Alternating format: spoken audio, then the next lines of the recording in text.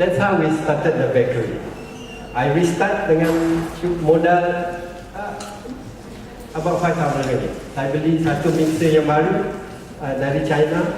Saya beli oven yang baru dari China. Let's see how we begin. Saya akan pergi ke kedai tepung dengan modal yang sikit pada pagi. Awal pagi saya pergi ke kedai tepung, beli satu guni tepung. The mixer can only mix about 10 kilos. Sorry, 5 kilos. Saya ada dalam guni tu ada 5 kilo. Saya akan bancuh 3 kali dengan anak buah saya seorang. Saya bancuh, saya uli, tak ada mesin. Saya uli sendiri. Saya tunggu dia kembang, masuk dalam oven. Kemudian saya pack roti saya. Kemudian saya tutup kedai saya dengan anak buah saya. Saya pergi menghantar roti. Every day, my life. It was difficult, it was painful. But roti saya, jenama Thai, was everywhere. Saya ada sini 5, sana 10. Saya ada banyak kedai yang saya hantar. Saya tak ada showroom, tapi saya share showroom orang. Saya cuma letak atas rak dia, saya pinjam rak dia, saya letak. It wasn't easy also. My competitor was a Chinese company. There's nothing wrong about the Chinese. They are really hardworking people. I live with them, I grew up with them. There's nothing wrong. They are just hardworking people. Saya hantar 10 roti di satu kedai. The Chinese company are sending hundreds, 150 roti bantal dia. Roti saya after 2 days tak laku. Roti dia 100 habis. If you were me, you will give up. Okay? Banyak orang cakap dengan saya, why don't you give up? But I never give up. You see, saya hantar 5, tak laku 5. Saya bawa balik, after 2 days saya bawa balik, saya buat roti kering. I don't want to lose it. But the lesson learned was so great because saya tahu pusing je, cara memusing supaya saya tak rugi. Roti ada expiry of 8 days to 10 days kan. So sebelum dia 4 hari, saya dah pergi ambil balik. Sebelum roti tu rosak, saya ambil balik. Saya recycle dia dari roti kering. Roti kering, if you pack it properly, it will last you about 3 to 4 months. So you save your money there. So that's how I started. Hari-hari saya buat begitu. Minggu demi bulan, demi tahun. Today we should celebrate our 8 years in the business. So dari duit yang saya kumpul tu, saya dengan sedikit saja modal tu, saya kumpul, saya beli mesin. Today our equipment is worth about 300 over thousand. Can you imagine? We don't have any bank loan, right? Tak ada pinjam dengan bank. Bank saya kat belakang.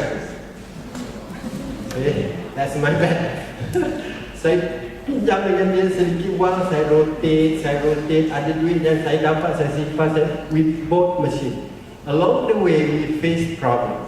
But today, Alhamdulillah, our roti is in more than 40 outlets.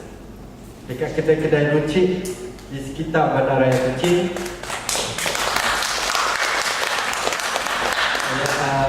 Di kedai minyak Petronas, we also have our roti there. We also have our roti in kedai-kedai one stop for burger supply.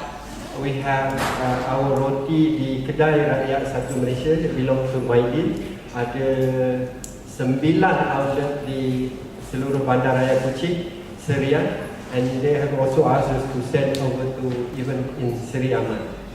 So the roti business, Alhamdulillah, is so good. It's here for us now. Dulu di sini, it's here for us now. So kalau tuan-tuan dan puan-puan nak ceburi roti, it is not a difficult business. Why I say so? Because it's all about us. Kita sendiri yang menetapkan.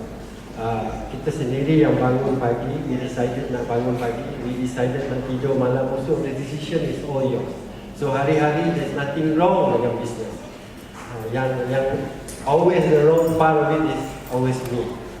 Saya yang tak pergi kerja, saya yang tak buat roti, Saya yang buat roti salah. Saya yang buat roti tak sedap. It's all about me. So in order for you to be in business, you remember that it's always you. Kalau you nak bangun tidur pagi buat roti, roti akan ada. That's all it is. So the next level is we open it for interactive mode. If you have soalan nak tanya, you go ahead and ask me. How to start a roti business? Any question? Tak minat dia orang sini dengan nak buat roti? Who wants to start a roti business? Can I see a hand? Who wants to venture? Okay, I have one person only. Okay, can I leave now? No, it's not a difficult business. Bukan bisnes yang susah. Anak saya berumur 15 tahun when I started the business.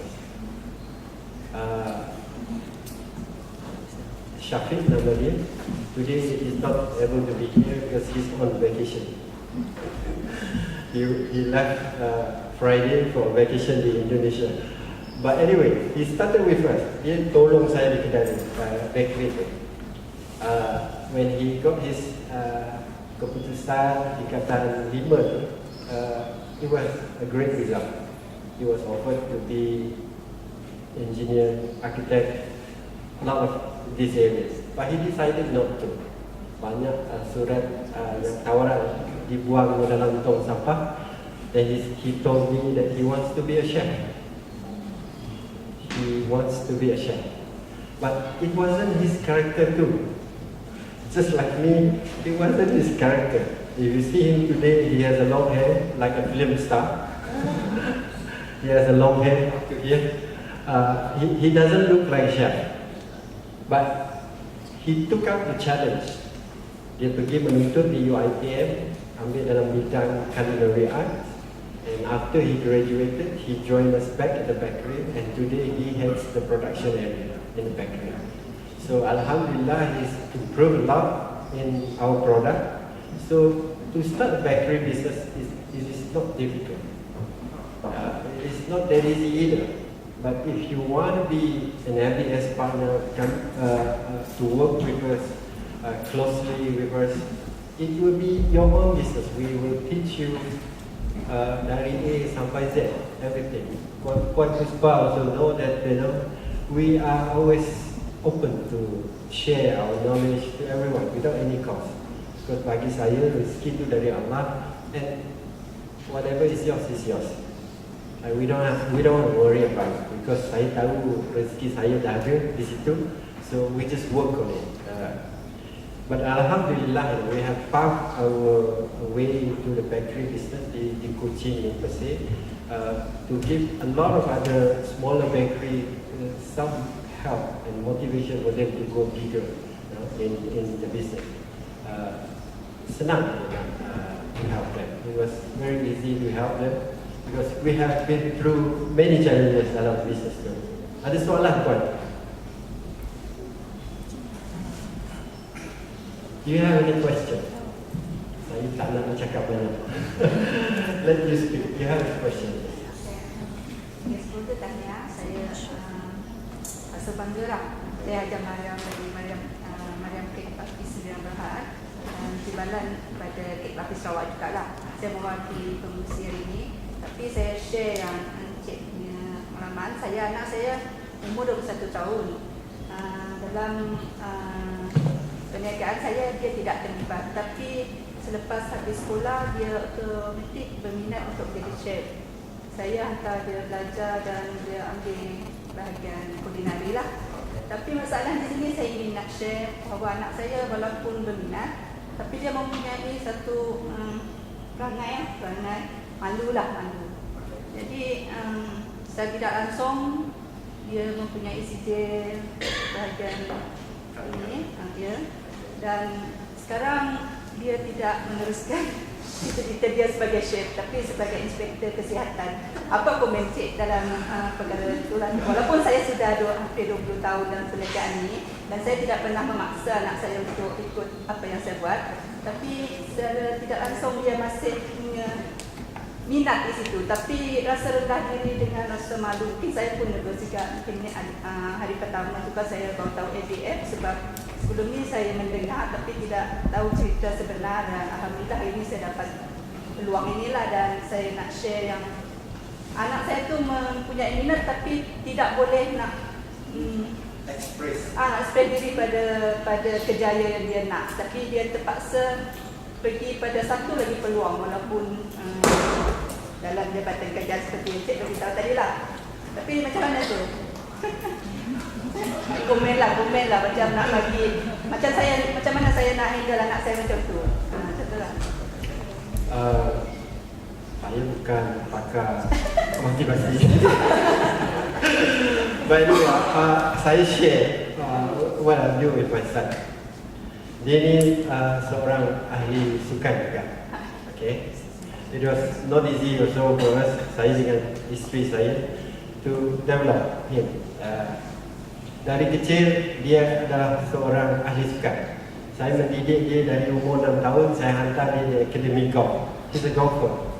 Okay, he's a single handicap golfer, he's a professional golfer when he was 18. Bila dia masuk di ITM, dia duduk pun sebelah padang golf di Dungun, Terengganu. We thought he will come back as a golfer, tapi dia balik as a cyclist. Cyclist. Dia jadi extreme cyclist. Today kerja dia kalau tak di bakery, dia akan naik atas gunung, dia akan turun dengan basikal. It's a dangerous life. That's what we do. That's what he does. Tapi how did we work with him to come back and setelah belajar jadi seorang chef is to continuously put in his head the dream that he has. Impian dalam hidup dia that we constantly drum it to him every day of his life. Okay. Kadang-kadang bila dia rasa stres sebab orang muda ni, they don't want stress. They want to get out of stress. So we release them. Satu hari saya akan bagi dia 3, 4, 5 task to do, he will finish. Sometimes dia habis cuma 3. So I cover the other 2. Lama kelamaan, the interest is in them. Give them responsibility buat. Give them responsibility, give them target every day in their life, so that they will come back and do. Give them excitement, give them reward also. Saya bagi gaji anak saya besar daripada saya. That is the reward I give to them. Also at the same time, saya write down dia punya impian. I make sure I remember, I will tell him all the time dia punya impian. Ada soalan lain? Yes, one. Saya lebih minat sampai itu tadi lah. Tapi to tell the truth, my knowledge is zero. But I like baking first because previously my experience is I'm working with investment bank for the last 17 years, working and then become the boss for the branch. But I give up a year ago because for me this industry I feel like to fight for business. Then after a year now I told my husband I want to do business, but I don't know what type of business. But I have oven at home. I have the mixer, just bought. I like to bake. So every time nak cari roti dekat I'm staying in Miri. So nak cari in Miri, I fly over to attend this ADS.